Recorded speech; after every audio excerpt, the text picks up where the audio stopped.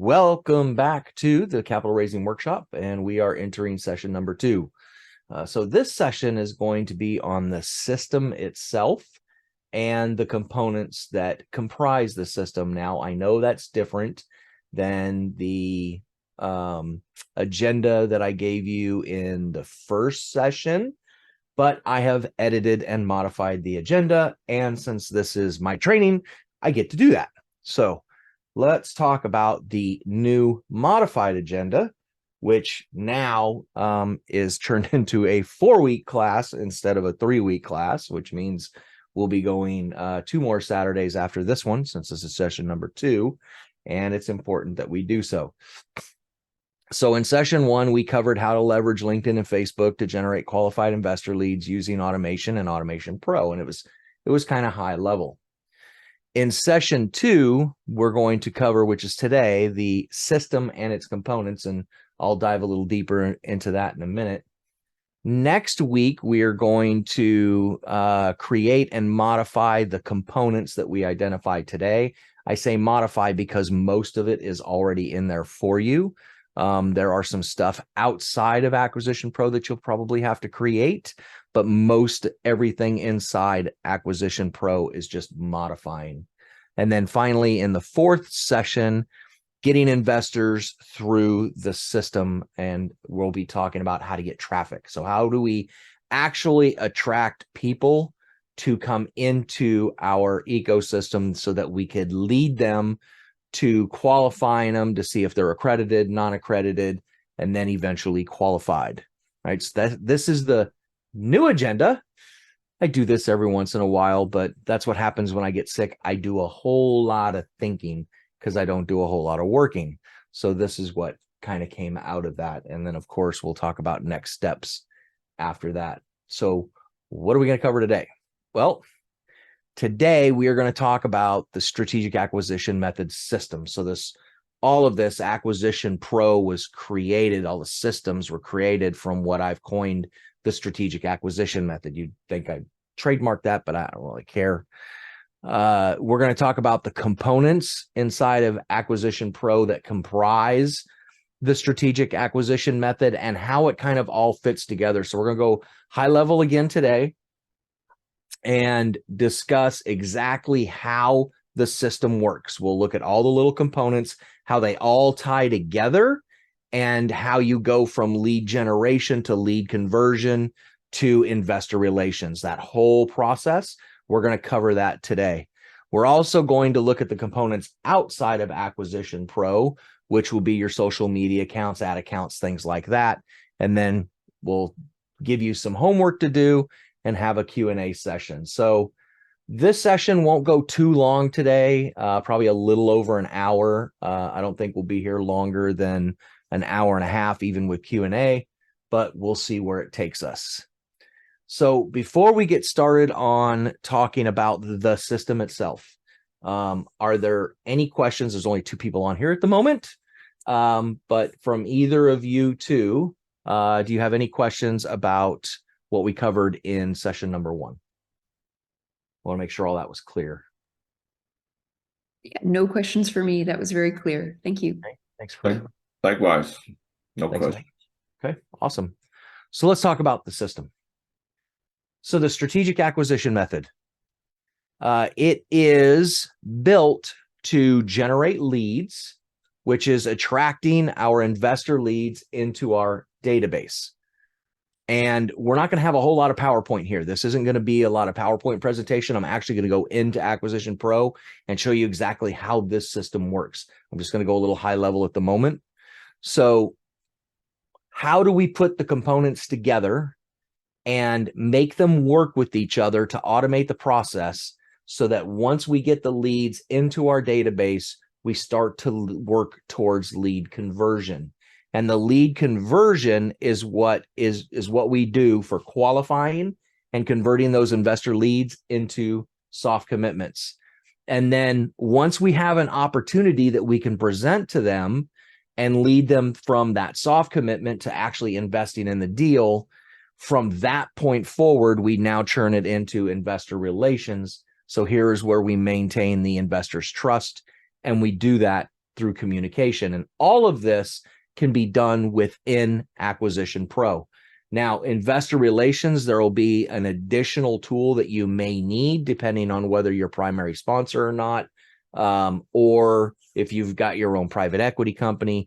You're probably going to want to have some kind of back-end syndication software like the cash flow portal or something like that. In that case, you can combine what you do with cash flow portal and AcquisitionPRO in order to maintain those investor relations. Okay, so we'll go into AcquisitionPRO in a minute. I just want to go over the components first. Again, not a whole lot of PowerPoint today, very, very small amount of PowerPoint. We're going to spend most of our time in the tool itself. So inside AcquisitionPRO, we have our landing pages and our website. And it's really, really important that within the landing pages, and I'll show you the kind of the high level of it, but we'll actually go in and work on it next week. Within the landing pages and the website, you also have your legal pages, the privacy policy, disclaimer, terms and conditions, things like that. It becomes really, really important that you do not shortcut those pages. They become very important because if you ever get to the point where you want to run ads, and we'll be covering ads in session number 4, you're going to have those tools. The other thing is if you're wanting to do any kind of SMS and you want to get your A2P registration eventually, then you're also going to need your privacy policy completed in order to be able to get A2P certified. So those become very important parts of this. And I know most people, all they want to do is build relationships with people, and they don't want to have to deal with landing pages and websites and lead magnets and all this other stuff. But when it's all said and done, these are the tools that we need in order to attract and convert investors into our ecosystem. Then we have our lead capture forms, which are what we utilize to collect that contact information, and we put those on our landing pages so that when the investor lead lands on that landing page, they give us their name, email, and phone number. We then tie, once they fill that form out, we tie them through all the automation processes utilizing automation tags and triggers. Now, filling out that form itself can be a trigger all by itself. Everything else we do through what are called tags. And when we create a tag or we add a tag to a prospect or to a lead, we can then move them based on their behavior through our pipeline process.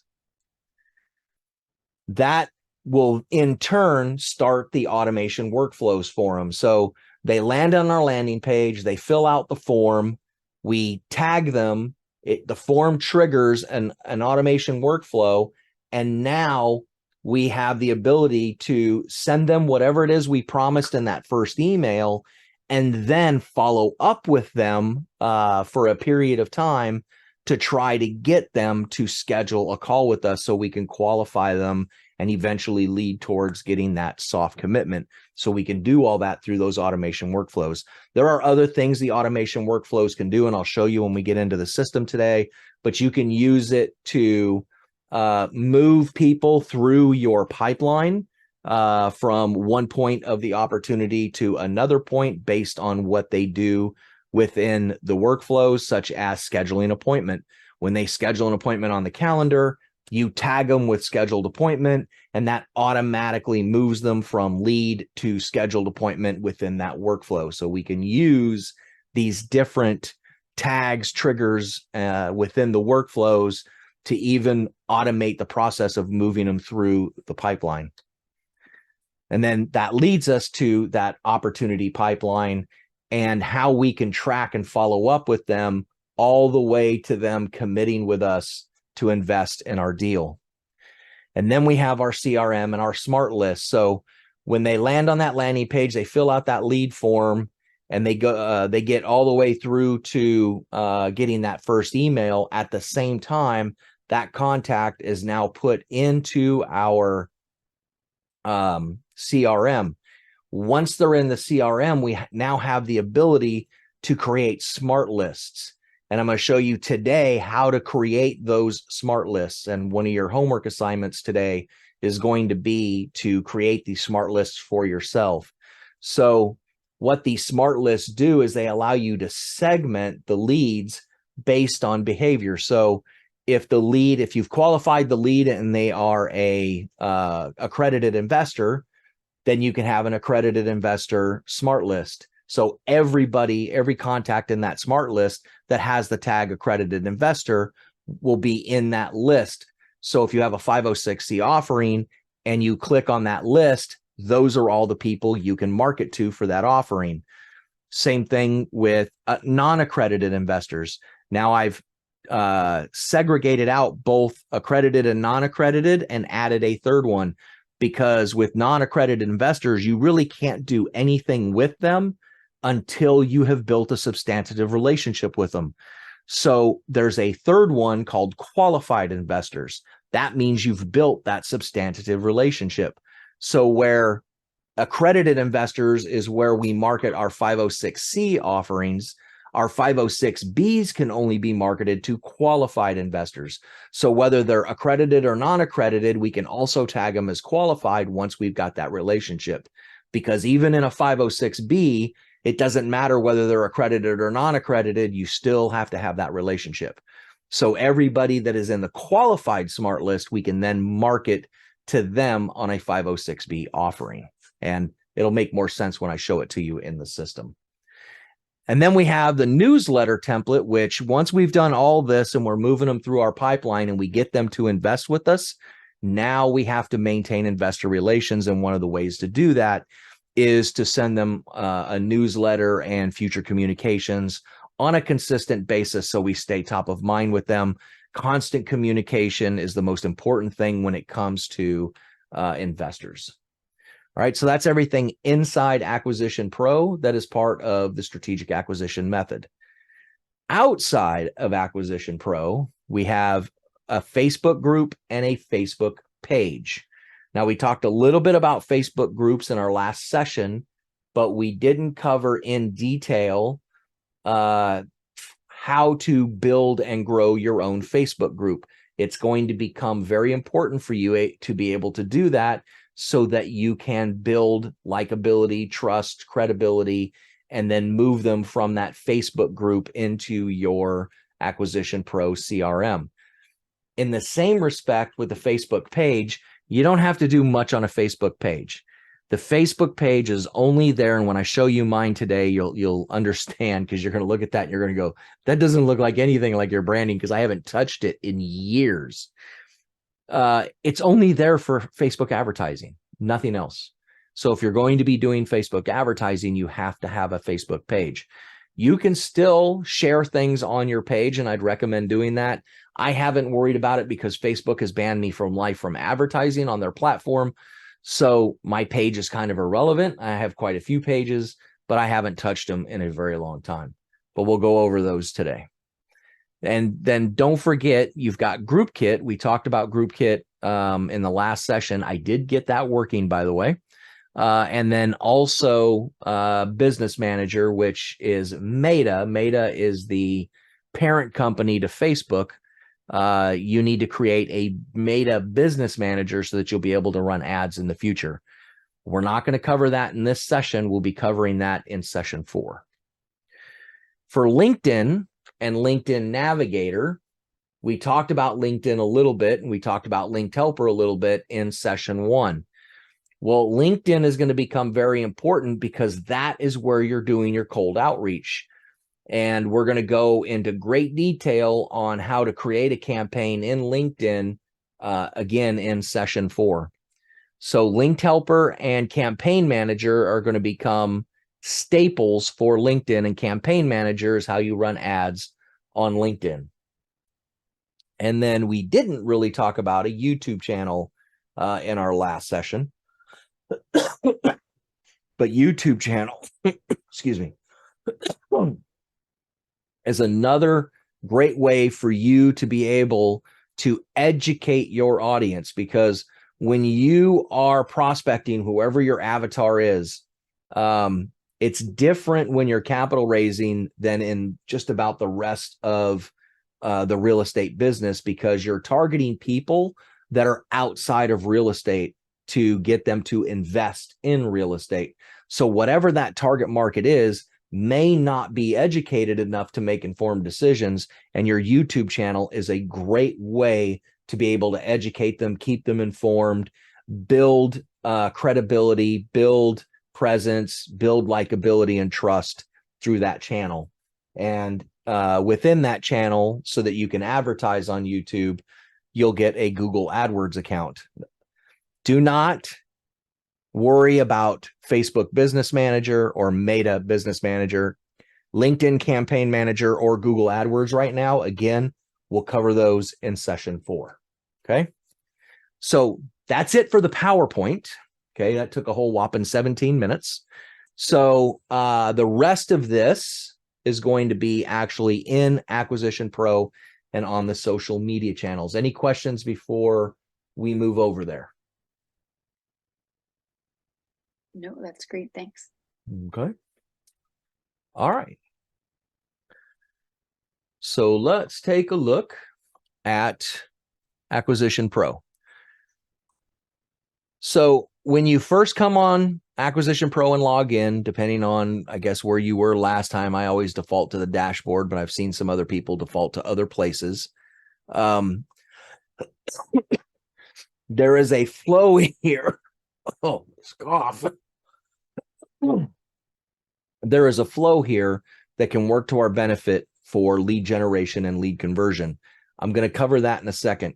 There is one thing I do want to cover while we're here before we get going, and I specifically have not logged into this yet, so I can show you how to do it, is if you come down to the very bottom of settings, you're going to see the capital raising workshop. So if you click on that, it's going to open up this, which means you have not been here yet. Just put in your email address for your account, your name. Don't need my stupid middle name. Hit submit. And it's going to say, thank you for signing it up, view dashboard. It's going to open a new tab, let the new tab load, and it's going to throw in the rest of the onboarding videos. And at the bottom will be the capital raising workshop. So you can actually close this, come back here, come out of AcquisitionPRO or out of capital raising workshop, come back in capital raising workshop, do this one more time because you have to do it. Whoops, wrong one. You have to do this every time is what it is. Hit submit. Wrong one, but that's okay. It's going to take me to the same place and then boom. All right. So there is your AcquisitionPRO capital raising workshop. All right. So this is where the recordings are being held. They're being held here as well as being held in the strategic partnering community under courses. And there is the capital raising workshop right there. Okay. So they're being held in both those spots, either place you are. All right. So enough of that. All right. How do we get leads into our ecosystem so that we have contacts that we can try to convert into passive investors? It all starts with a landing page. And I'm trying to do this in the order that the lead is actually going to enter your ecosystem. Okay. So you have an ad, or you've done a post or a video or something that has a call to action that says, hey, if you're a sponsor and you would like our sponsor vetting checklist, just click the link below and get our checklist for free. That's going to send them to a landing page. All right. And that landing page, which at the moment is kind of ugly, which is why I said edit or create. Although I probably wouldn't change much to this headline. Maybe just put a background in it, put some color in the background, maybe put a border around this, but we'll do all this next week when we start talking about creating and editing the components, where I'm actually going to show you how to do that. And then editing your footer information down here. So we're sending them to this page and we're saying, okay, if you'd like our free multifamily sponsor checklist, just put in your name and email and click here down to download. When they do that, that takes them to this page. All right. And on this page, there is a video that you can put in here. And I've had every intention of creating this video. I just haven't done it yet on how to use the sponsor vetting checklist. You don't have to have the video, but it's good to have. It's additional information. It builds a little bit more transparency and a little bit more trust with the lead. And it's something nobody else does. All they do is just provide them the download link. So the other thing you can do in that video is at the end of the video, you can say, if you have any questions about this, or you think maybe there should be something added to it, or maybe something taken away from it, or you'd like to talk more about opportunities, then please click the button below to schedule a 20-minute Zoom meeting with me. So it gives you that ability to put that call to action in there. But they come here and they download that checklist, they watch that video, and not a whole lot of them are going to click on the meeting right away, but some might. Okay. So at the same time, so that form that they filled out on the checklist, this form, we created this form right here in the form builder. Notice there's two of them. The first one is the one here that we built for that web page, that landing page. Now you can change the style of this up. If you go over here to styles and options, there's ways where you can pretty this up to do whatever you want with it. And we have to make sure that we change this URL once you get your URL or your web page, your domain name entered into the system. And we're going to cover that next week as well. Okay. So that's where the form comes in. Notice there's another one for Linktree. So if I go to websites, you can also send them. So if you're at a networking event, or you're talking to somebody and they say, how can we learn more about you? So I've built a template that is a pretty robust template that a lot more people are going to. Our attention spans are getting shorter and shorter and shorter with all the information that's out there. And people are starting to trust content that is in written form less and less because of AI. Everybody assumes now that every post that is written, every article that is written, it's all generated with AI and they think it's fake. So how do we maintain that transparency and that trust? Well, let's just keep it interactive. So you replace this with your image, your name, your title, and then you can do things like schedule a Zoom meeting with me, send me a text. You can put a video in here if you want to. Here's that free download for that sponsor vetting checklist again.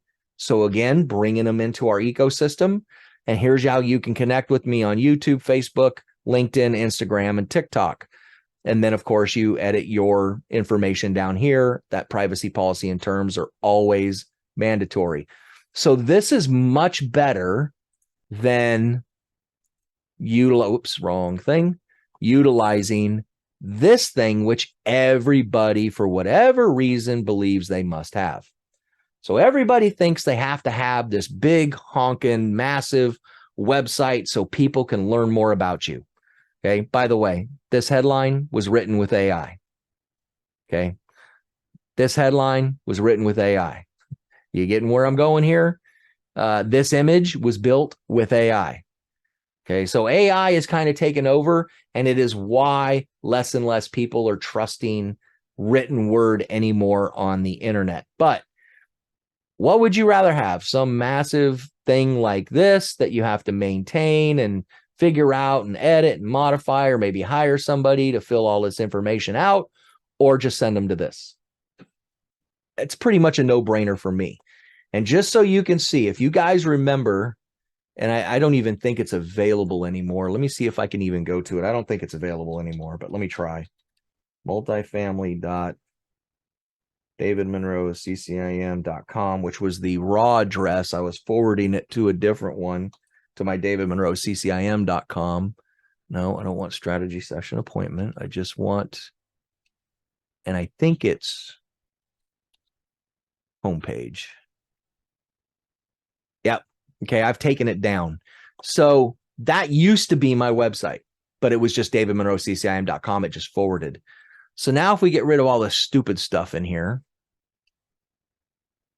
get rid of all that, get rid of that, and I hit enter. Oh, look, it's the exact same thing I just showed you. Only difference is I'm not raising capital, so I'm telling them they can download my quick value calculator, okay, to get them into my ecosystem. Everything else is pretty much identical. I don't have a video in here. Here's how you join the off-market club. Send me a text or send me an send me an email. It's just people want to know, how can they get a hold of you? How can they reach you? This replaces business cards. So now when somebody says, hey, you have a business card? Pull your phone out. They pull their phone out. Open your browser. They open their browser. Type in davidmonroe.ccim.com. There's my business card. Okay. That's my website. That's it. Nothing else. That is the website. Okay. So you don't need a big honking website like this to get your point across. This, I believe, in most cases is going to be much better. All right. Now, I've got a lot of marketing experience, so you can take it or you can leave it. They're both here for whatever you want to use. All right. So that's where that other form for Linktree, that's where that other form, that's the connect with. Because if you look on here, it's white, so it needed a white background. On the landing page, if we go here, it's black. Okay, so that's the difference. That's why there's two. All right, so they fill out the form. What happens next?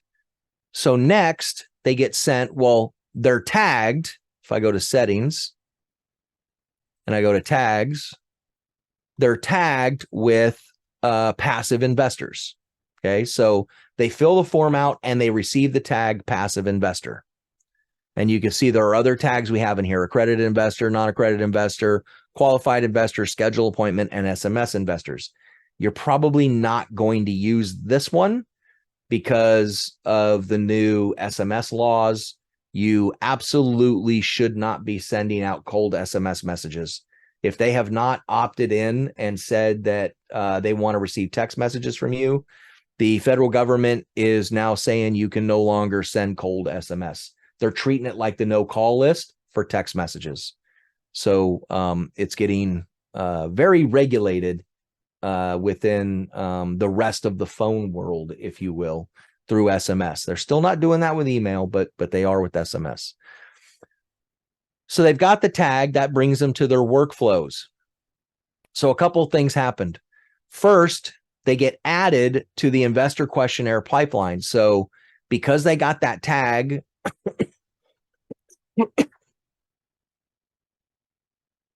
because they got the tag passive investor, then what happens is it puts them in the pipeline investor questionnaire at stage lead. Okay, so what does that look like?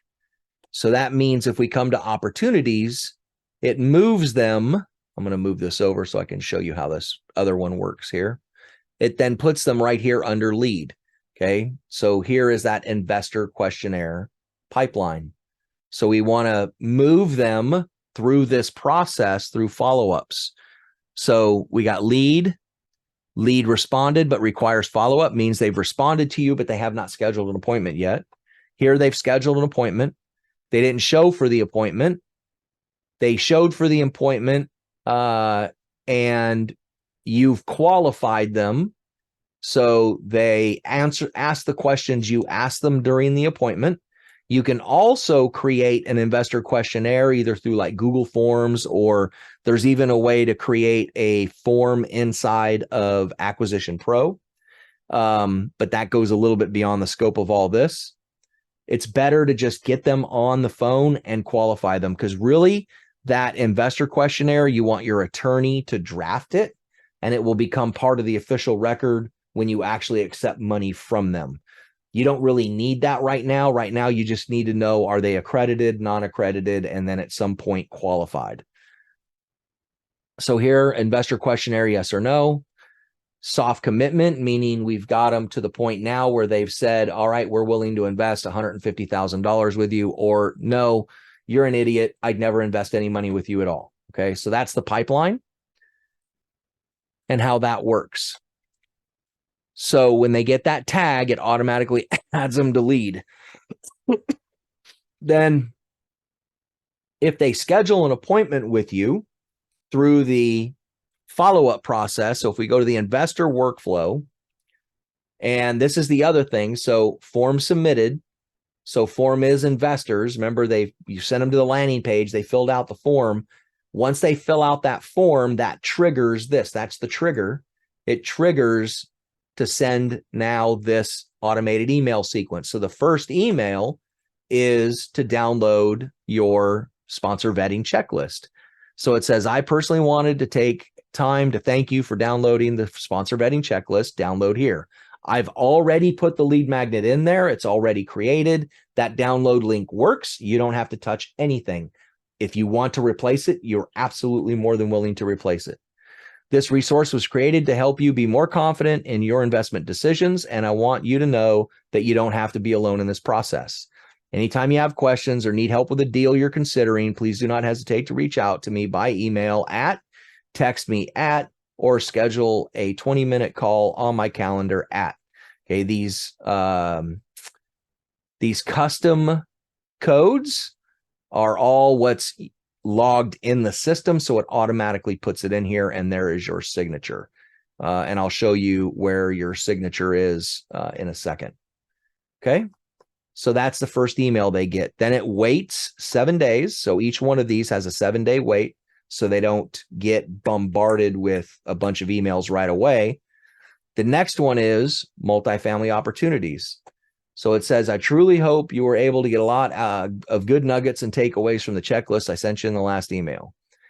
At AcquisitionPRO, if it was me, we are consistently looking for multifamily opportunities where we can add value to the residents through improvements in their community and give our investors higher returns because of the value we create in our communities. When we find opportunities where we can add value to a community, we will send you the information to see if it would fit your investment strategy. I will also be sending you information to help you underwrite deals, vet sponsors that invest your money for you, understand how distribution should look before and after tax, and understand you're not alone in the process. So right here, we're telling them we're going to be sending you more emails. So we're conditioning them to get more emails from us. So please don't unsubscribe. We're going to be sending you a lot of value. In order for us to offer you an opportunity to invest with us, we need to establish a relationship. And the best way for us to do that is to have a short conversation via Zoom where we can learn more about each other. Please schedule a 20-minute call on my calendar to begin that relationship with your signature. Okay. So let's say they schedule that conversation. And of course, this continues with just more pure value for 4 more weeks. I didn't save anything, did I? No, I didn't make any changes. So then when they schedule an appointment on the calendar, and you've already got a calendar in there, it's already in the system. We just have to edit it, and we'll go over that next week. Where was I? Back to automation. When they schedule that appointment, it adds a scheduled appointment tag. So here it says customer booked appointment. That's the trigger. Well, now what do I want to do? If they book an appointment, we're just going to add a tag scheduled appointment. Okay. So that's what that workflow does. And then the next one is move opportunity to scheduled appointment. So when they get that tag, so contact tag scheduled appointment, then it will move them from in the investor questionnaire to scheduled appointment. Okay, so it'll automatically move them. So to show you how that works is if I were to schedule an appointment and I received a tag for scheduled appointment. Oh, hold on. Let me delete it first. Tags. There it is. Back to here. Let me go make sure there's something else turned on this. Move opportunity to scheduled appointment, settings. Yeah, it is. I just wanted to make sure. Allow reentry. I wanted to make sure that was there. All right. Go back to contacts. Check that. So anytime we want to add a tag to a contact, we just check the box next to them. Come up here, hit add tag, and then scheduled appointment. You always have to have an action. I just put the number 1, hit add. Okay, wait for that tag to show up. Boom, there's the tag. Now, if I go to opportunities, I will be moved from lead to scheduled appointment. Okay, so that's how that automation works. That way, I don't have to just drag it like I did there. All right, so I'm going to go back and delete that tag again. Oh, I could have just removed tag right there. Didn't have to do it that way. All right, so we got that off again. All right, so now let's go back to automations. So that's how that starts to flow them through the pipeline. So now we've got them, we've attracted them through a post. They've landed on the landing page. They filled out the form. They got tagged. They started the automation email sequence, and they've scheduled an appointment with us. So they're now moving through the pipeline. All right. That's how that works. Now, the investor SMS campaign, if you've, hold on. If you have opted to do SMS and are willing to go through the A2P registration process, which is a bit of a pain at the moment, there is a workaround right now where we can use 800 numbers and the number doesn't matter right now. Then we can set up where we put the phone number in that form so that when they fill out the form, not only will they get the investor workflow email, they'll also get the investor SMS campaign. They'll get both at the same time, but they got to put their phone number in there and check the little box that they agree to receive SMS messages from you. Okay, so now we're hitting them in both locations. Now, once somebody responds to you via SMS, that will stop that workflow. The investor workflow doesn't stop until somebody schedules an appointment. All right. So that's how those work. That's how we move them through the pipeline. So let's talk about smart lists. So now that we have somebody that is scheduled an appointment with us, we have a conversation with them, and we determine whether they're accredited or non-accredited. So remember I told you about smart lists. Those smart lists kind of hide right up here, but notice we don't have any right now. All it says is all. And here's where we can manage them, but right now we don't have any. So to create a smart list, you have to have a contact first. So what you're going to have to do is go in and just create a contact about yourself so that you have a contact record in here. Once you do that, you can click here and then click on more filters. Now, depending on your screen size, these more filters may actually be over here, but you're just looking for more filters. You click on that. What you want to do is say email is not empty. Okay, email is not empty, apply. Then click and.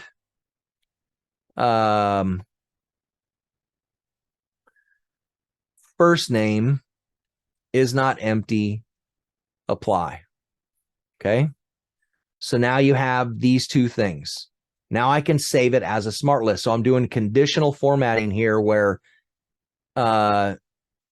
they must have an email and they must have a first name. If so, then they can be added to this smart list. Oh, I didn't want first name. Let's go back. I want to delete first name. It wasn't first name I wanted. It's tag. and the tag is, we'll do accredited investor first. Apply. So now they need an email and they need to have the tag accredited investor. When they have these two things, we're going to save them to a smart list. So you click save to smart list in the bottom. And right here, I'm just going to type, you can name it whatever you want. This just makes sense to me. Accredited investors, click save. That now adds accredited investors up here. I can close this. And now if I go back to all, and I check the box for old David Monroe here, and I click add, because at the end of that conversation, I identified that David Monroe is accredited investor, then I can add that tag accredited investor, hit add, and whoopity, right about now, becomes accredited investors. So now when I come over to the accredited investor smart list, there's David Monroe. Okay, does that make sense to everybody? Yeah. Or I should say to either of you, because there's still only 2 people on here. Where's everybody at? Yeah, I had to use the link from the first week. Maybe people didn't see the link. They didn't know it was the same one. That just means you're smarter than everybody else. All righty, they can catch the recording. So we just got to do this 2 more times. So back to more filters. Oh, first, you must make sure you're in all. You don't want to be in one of the smart lists. Be in all. Click more filters. Again, email, not empty, apply, and tag is, this time we're going to do non-accredited investors. Apply, save a smart list.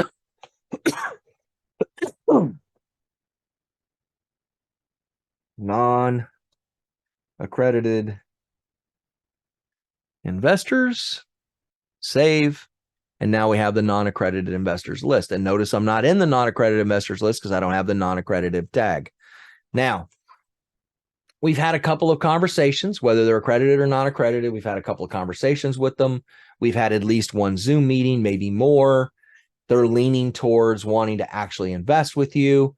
So now at this point, we can consider that a substantive relationship, and we can determine that they are now qualified to invest in 506Bs. So you can either put qualified 506B or you can put qualified investor, however you want to do it. But we need to create another smart list. So I go back to all. I go back to more filters, email, not empty, apply, and tag is qualified investors. Now, you guys don't have to worry about creating any of these tags. They're all in your system already. I've already put them all in there. Okay, apply. As a matter of fact, everything you're seeing is exactly what you have. All right, I went into the actual snapshot that I shared with you guys, and everything I've shown you so far is exactly what you have in your account already. All right, now we want to save that smart list. You just can't save the smart lists into the snapshots and move it over, or I would have. So you got to create it yourself. Qualified investors, save, and now we have that new list. Okay, so now we have 3 smart lists based on the tags that those investors have. So when we have an opportunity, if it's a 506C, then we know we can only market to the accredited investor. So we click here, select all, and now we can send a bulk email to all those people with that opportunity. If it's a 506B, then we know that it must come from qualified investors, because whether they're accredited or not accredited, it doesn't matter. If you do not have a substantive relationship, you cannot notify them about a 506B offering. You must have a relationship first. So that's where your qualified investors come in. And then non-accredited investors is just really a placeholder until they become qualified. Okay. Does all that make sense? All right. So Yes. that's the system. That's how this works. That's how everything is tied together, and how we go from generating that lead to converting that lead all the way through and monitoring the entire process, all the way to controlling them to qualified investors. All right. I don't believe this is offered anywhere else, a system like this. There's little bits and pieces here and there, and you got to kind of piece everything together in different tools. But here it is all in one location. I think this is a very, very powerful system. And when you add running ads to it, it just 10x's your results and just amplifies everything. But we'll get into that in session 4. All right. So any questions about Acquisition Pro and the systems inside Acquisition Pro before we head outside Acquisition Pro? No, thank you. All righty then. So outside of Acquisition Pro, we talked about Facebook, LinkedIn, and YouTube.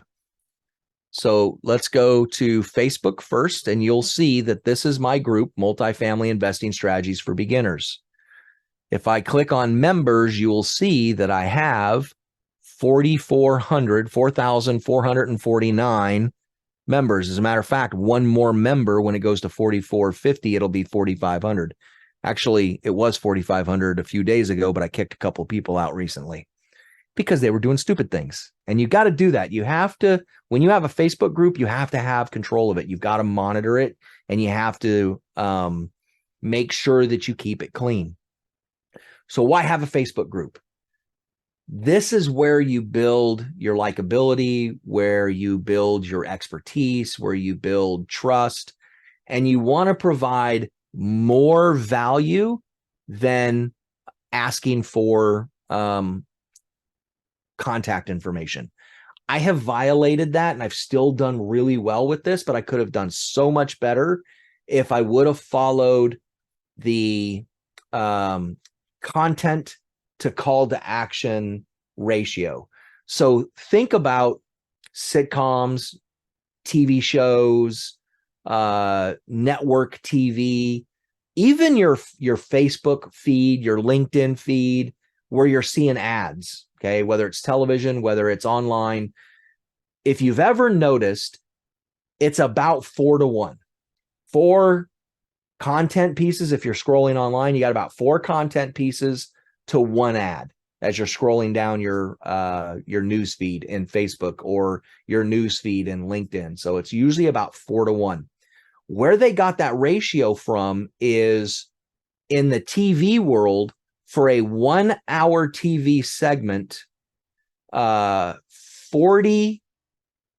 was 47 minutes. It's either 46 minutes or 47 minutes was actual content, and 13 or 14 minutes is commercial.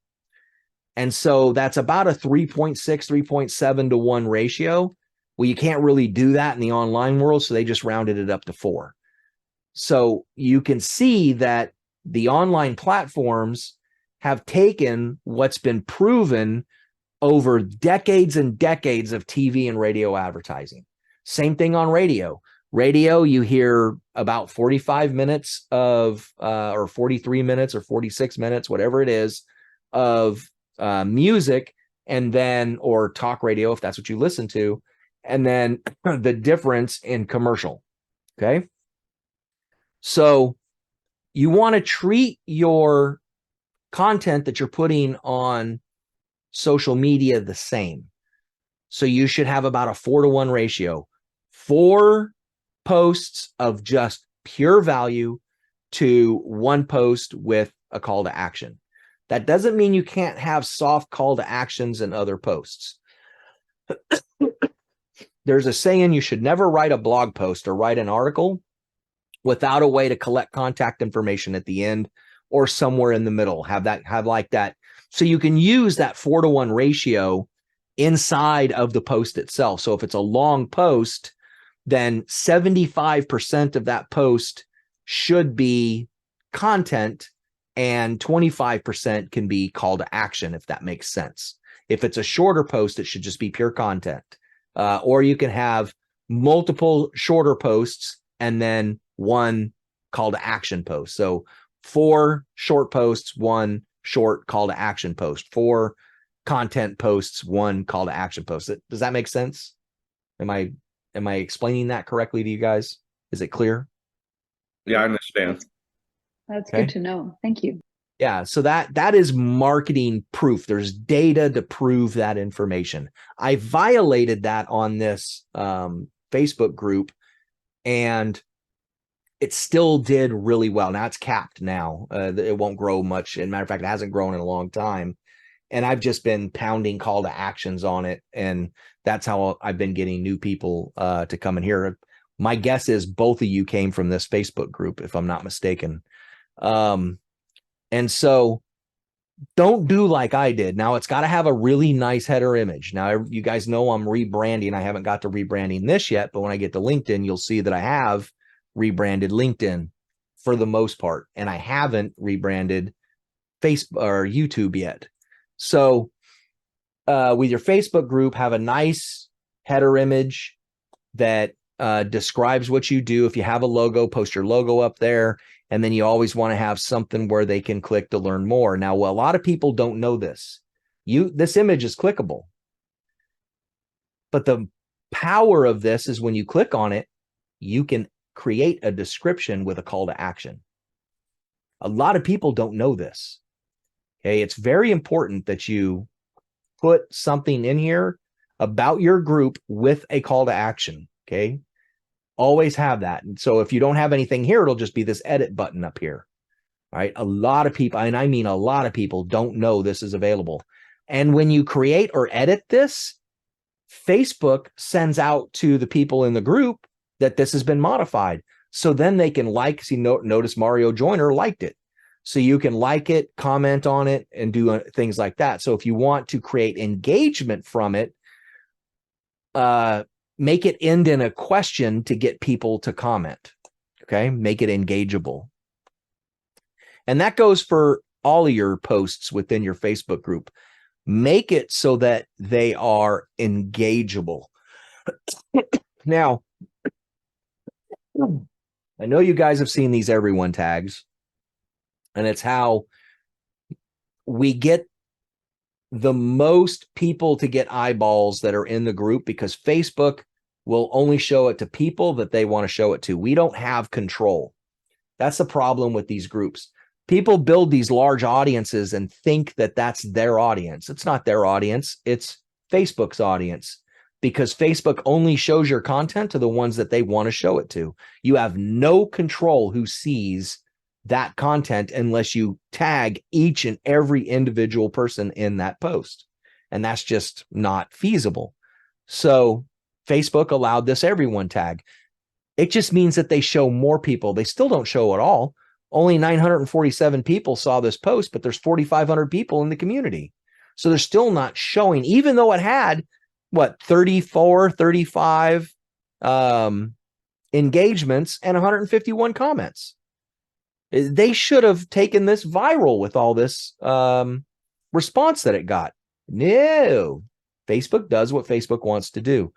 What I have learned is that you should not put the everyone tag inside the post itself, that you should put it in a comment.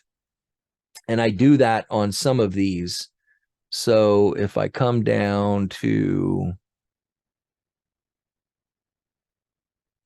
it's probably this one. Yeah. So right here, notice I put it in the comment. And I didn't want to put the link in the, you also don't want to put a link in the post that takes them off Facebook.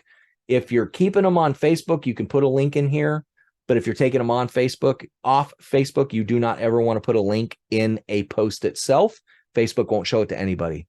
So you can put that link in the comment, which is why I did this. And that's where I use the everyone tag. All right. The other thing you can't do is you cannot say comment below for this, because if you do that, the word comment is flagged and Facebook won't show anybody that post. So you have to kind of be strategic with it. So if you look at this, I say, if you'd like to watch the free masterclass I did in case you missed it, just say masterclass. So I'm just being strategic. I would rather have said comment masterclass below, but if I'd have said that, nobody would have ever seen this post. All right. So just some little tactics to go along with this. But the whole point of this is we want to be able to create value, create engagement, create likability, create transparency, create trust, so that when we do have a call to action, people will respond to that call to action and we can get them over into our ecosystem in Acquisition Pro and start to lead them towards that soft commitment. All right. So that's why we use Facebook. Facebook is all about engaging with people. People hang out on Facebook. They congregate on Facebook. They're not necessarily looking for solutions. They're just talking to people. They're engaging. They're doing different things. All right. That's what's different between Facebook, Instagram, Twitter, LinkedIn, YouTube. They all have different behaviors on why somebody is on that particular platform. Instagram is a lot like Facebook. It's just a younger generation. Facebook is now primarily for people in their early to mid 30s and above. The younger generation, you won't find them dead on Facebook. They are on Instagram. Something I've learned recently is that younger generation, the Gen Zers now, not necessarily the millennials, but the Gen Zs. The Gen Zs now don't even use YouTube. There has been a 46% drop in YouTube viewership under the age of 25. They are now searching and looking for solutions on TikTok. Yes, I said TikTok. So if you're targeting your younger generation, do not exclude TikTok from your marketing strategy. I'm getting ready to add it. I have excluded it. I didn't want to go anywhere near it. But from everything I've learned recently about TikTok, and I did some searches, and there are some people that are in the real estate industry that have hundreds of thousands of followers, and they're nobodies. So I am absolutely going to start a YouTube strategy. So what you're going to notice over the next couple of months is I'm going to have this Facebook group isn't going anywhere, but there's going to be a new Facebook group for Acquisition Pro. There's going to be a new Twitter account for Acquisition Pro, a new Facebook page for Acquisition Pro, a new LinkedIn. The LinkedIn's already done. A new YouTube channel for Acquisition Pro, a new Instagram account for Acquisition Pro. And I'm going to be creating all these accounts to be able to build up the transparency, the likability, the presence, the trust, and everything for Acquisition Pro. So you guys can watch as I do that over the next couple of months. So that's Facebook groups. Facebook page. Remember I told you I haven't touched my Facebook page in a long time? Well, it looks like the last time I posted anything was January 6, 2022.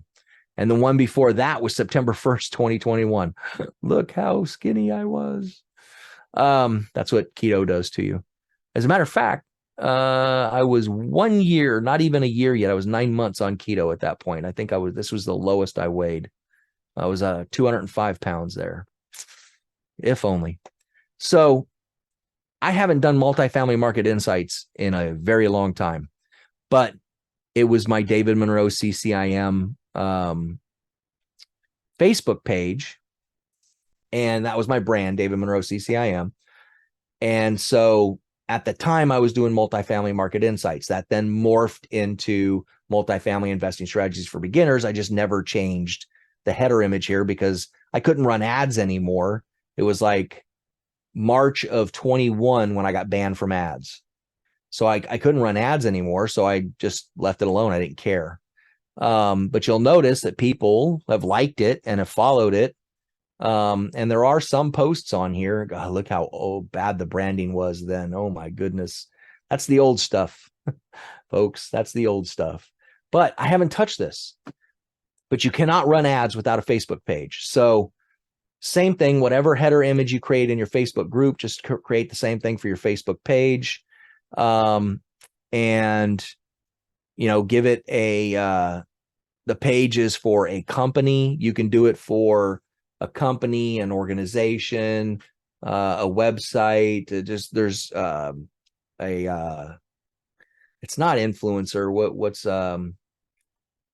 like a famous person? What do we call them? An authority. What'd you say? Oh, I said celebrity, but authority sounds better. Yeah, it's either a celebrity or authority or something like that, you can create these different types of pages. So you just choose whichever one you're trying to optimize for the best.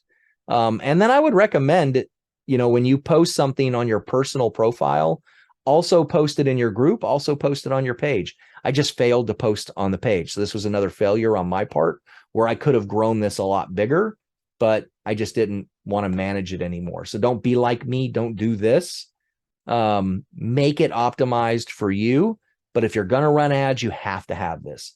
If you're not going to run ads, you don't have to have a business page. Don't even worry about it. It's only if you're going to run ads. All right. That's about all I'm going to say about Facebook pages. So that covers Facebook. LinkedIn. We've already talked about optimizing your LinkedIn profile. Have a nice header image, picture of you, your title, and then your about. Okay. And your about should have,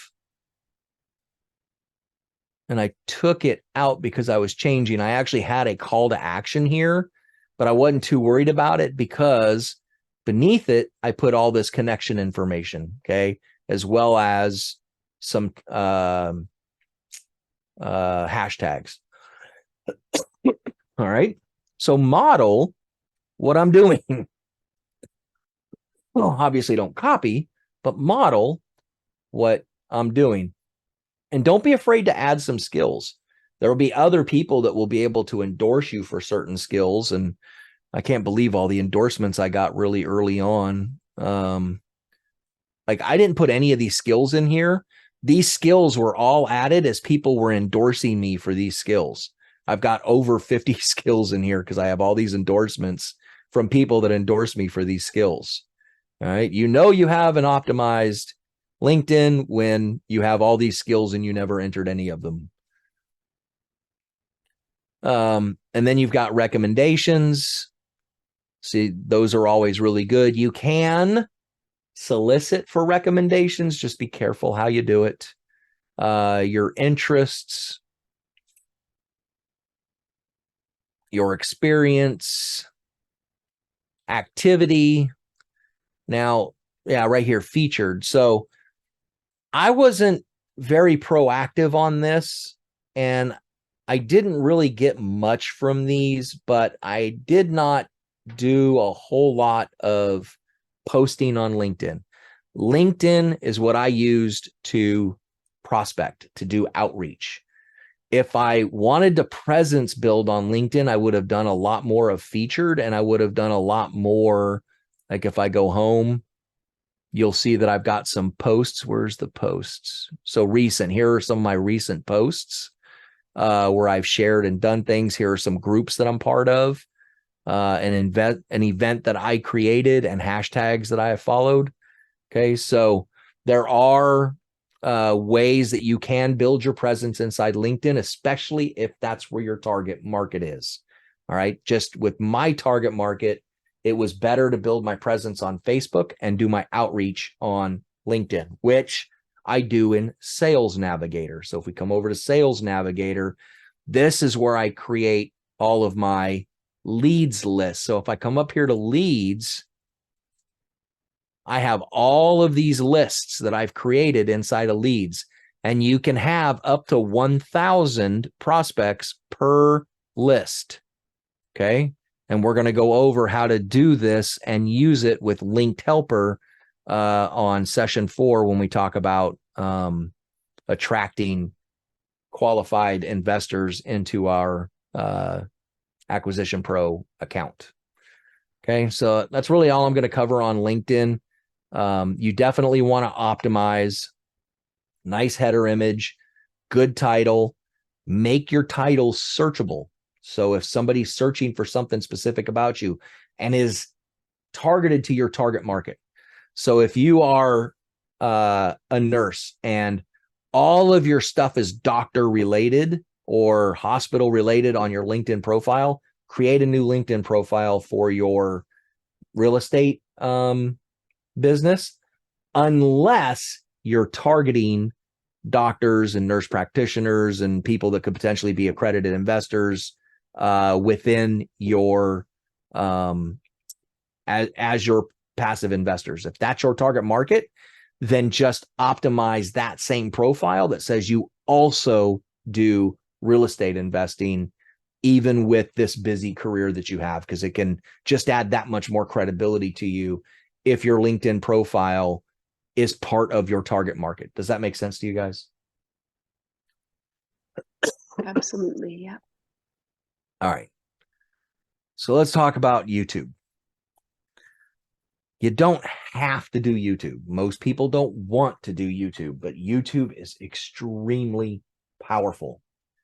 I got a very good friend of mine that I was able to get him out of his shell, K. Trevor Thompson, and he has put together a YouTube channel, and he's just absolutely killing it out there.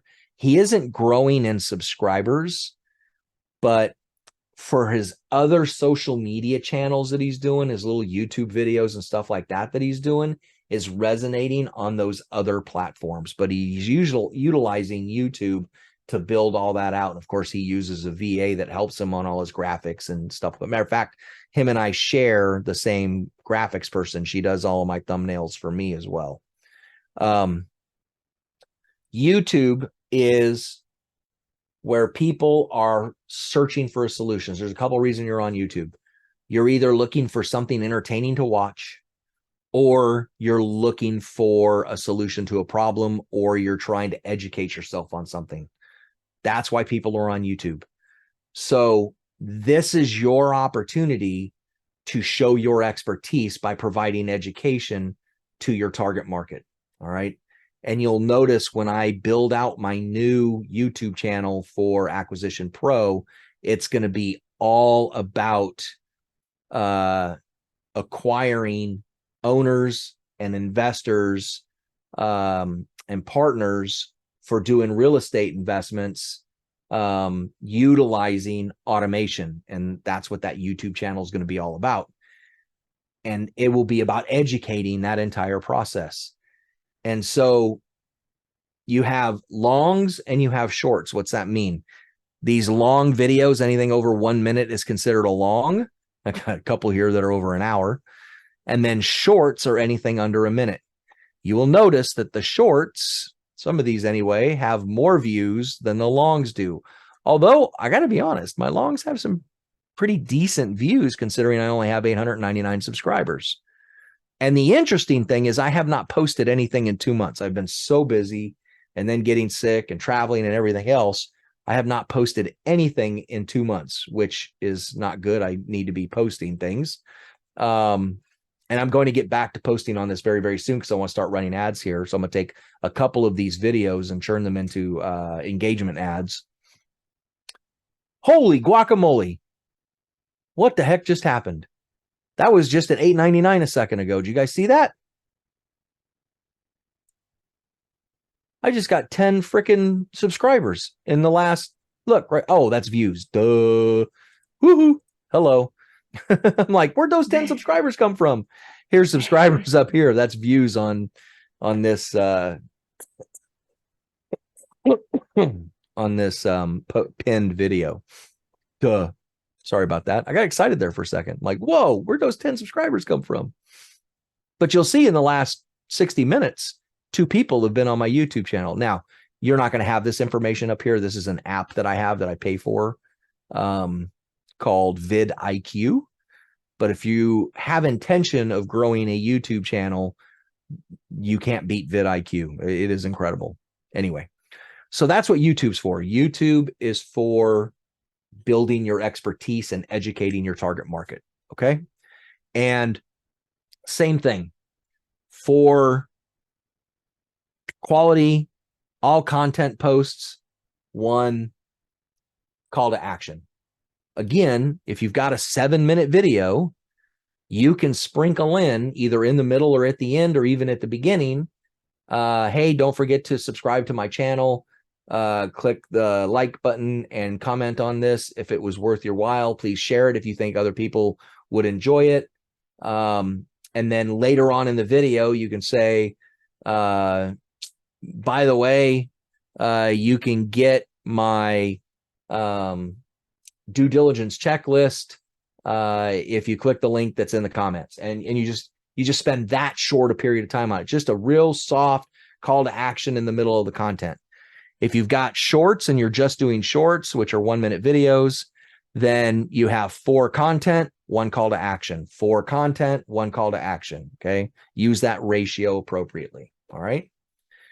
So we do all of that so that we can drive organic traffic as well as build our organic following when we're running ads. And when I get to the ads, I'll show you how that works.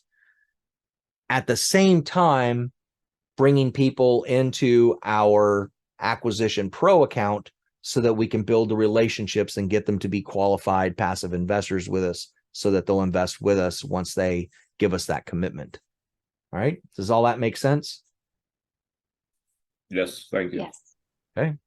So again, I'm not going to go into, well, I can't go into Facebook Business Manager because Facebook won't let me in my Business Manager. But we'll be able to do the Campaign Manager for LinkedIn and Google AdWords next in 2 weeks when we talk about traffic. So homework. Create a Facebook group if you haven't done so already. That was also part of your homework 2 weeks ago when we did session 1, and a business page if you plan to run ads. Create a LinkedIn business page if you have not done so already, and make sure that you have optimized that LinkedIn profile. Start posting to both of these, again, using that 4-to-1 ratio. 4 content to 1 call to action, 4 content to 1 call to action. If you have a long post, then you can sprinkle a soft call to action in the long post. Just make sure it doesn't take up a whole lot of space. Again, utilizing that 4-to-1 ratio. Okay. Set up your smart lists inside of AcquisitionPRO. You'll have this recording to show you how to do it again. So make sure you go in and set up those smart lists so that they are ready to go. Do not set up any ad accounts yet. We are going to do that in session 4. And as I mentioned before, for best results, make sure you get LinkedIn Navigator, Linked Helper, and Group Kit.